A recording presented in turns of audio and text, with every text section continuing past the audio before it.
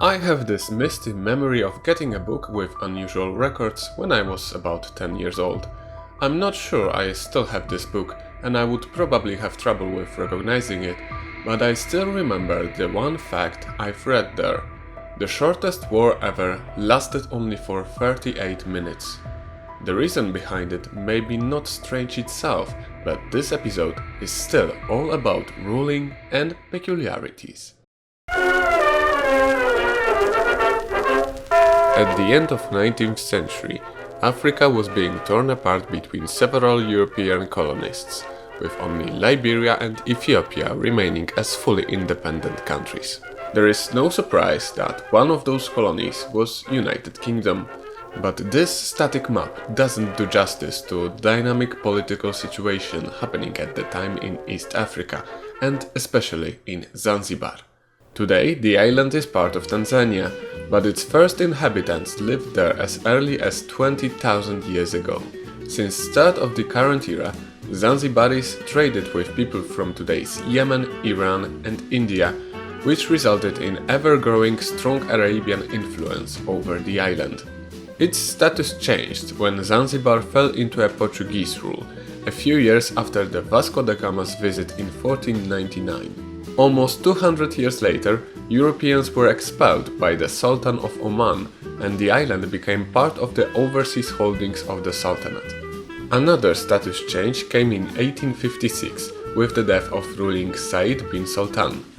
Sultanates of Oman and Zanzibar were split into two separate entities, with two sons of Said taking over their respective territories. At that time, European colonists were becoming more and more present in Africa, and after a long period of friendly relations between Sultanate of Zanzibar and United Kingdom, the former became a British protectorate in 1890. The British were also guaranteed a veto over the future appointment of sultans. And that's why things got nasty a few years later. In 25th of August 1896, just before noon, a ruling Sultan Hamad died suddenly. What immediately followed was his nephew Khalid bin Bargash to enter the throne, not only as a possible assassin of his uncle, but also without a British permission, or just anyone else's permission. Englishmen responded immediately with negotiations which looked more or less like this. Khalid, you are not recognized as Sultan and we veto your appointment. Screw you!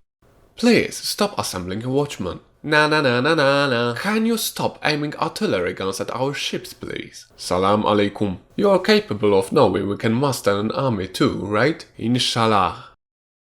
I'm becoming mildly upset now. After almost 48 hours of negotiation failure, the British prepared their forces and gave Khalid one last chance with an ultimatum. We can still resolve this in a peaceful manner. We are staying in our palace. We do not want to open fire, but unless you do as you are told, we shall certainly do so.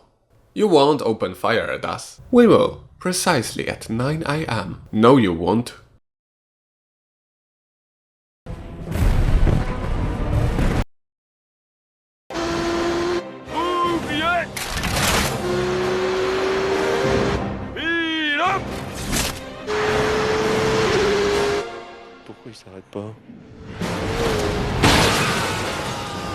After 38 minutes, one wounded English sailor, 500 Zanzibari casualties, and Khalid having fled the palace to German consulate, the British Empire was victorious once again. Get in! Come on! Still, you can raise a few questions. Was this war really so easy, short and one-sided? Yes. The complex, consisting of a palace, a harem, and Beit al-Ajaib, better known as House of Wonders, was made from local timber and wasn't designed as a defensive structure. The first two buildings were dealt enough damage to make use of it no more, but House of Wonders stayed almost untouched and still exists, at least at the time of making this video. Could Khalid and his people engage more in fighting? Well, they did what they could.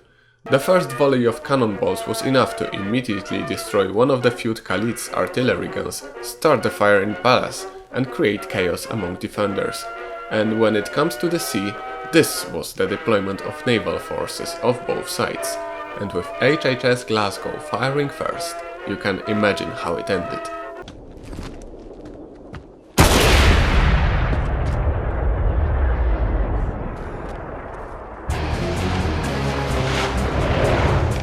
Oh non. Trop loin.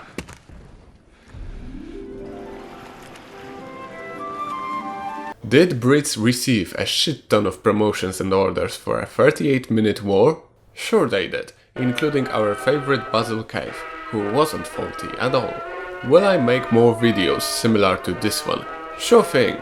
Leave a thumb up and subscribe to the channel if you want to improve your chance of being notified of the next video, and also help me reaching wider audience in a healthy, peaceful fashion.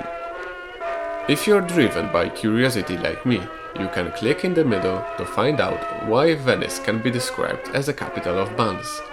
Anyway, thank you for watching and have a nice day.